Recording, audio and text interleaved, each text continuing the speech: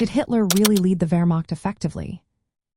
Imagine a leader who was deeply involved in every decision, shaping the course of one of the most powerful armies in history.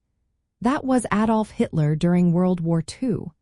He held direct control over the Wehrmacht, Germany's armed forces, and his influence is a major point of discussion among historians. In the early years of the war, the Wehrmacht was a force to be reckoned with. They used innovative tactics like Blitzkrieg, which combined fast-moving tanks, infantry, and air support. This approach allowed Germany to sweep through Poland and France with remarkable speed and efficiency. Soldiers were highly motivated and well-trained, making the Wehrmacht one of the most respected armies of the 20th century. However, Hitler's leadership style started to cause problems as the war went on. He was very involved in planning military operations, often ignoring advice from experienced generals. Instead of trusting his military experts, he made many decisions himself, which sometimes slowed down or complicated battlefield actions. This central control meant delays and inflexibility, especially when quick adjustments were needed. Hitler's strategic choices often proved costly.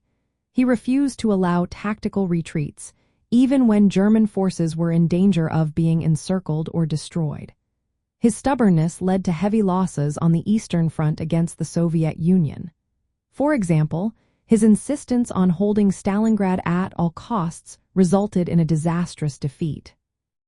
His belief in launching large, decisive offensives, like the Battle of the Bulge, stretched German resources thin and often failed to achieve their goals.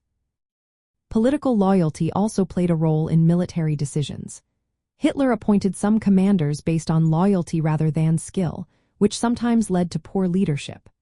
The Luftwaffe, or German Air Force, was led by Hermann Göring, who lacked the necessary military experience, causing failures in air campaigns.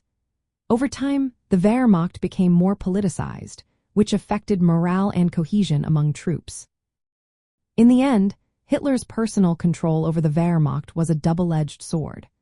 While he initially contributed to early successes, his strategic errors and interference weakened the army as the war dragged on. The professional military tradition and tactical innovations of the Wehrmacht were overshadowed by Hitler's increasingly poor decisions. His leadership ultimately played a part in Germany's defeat.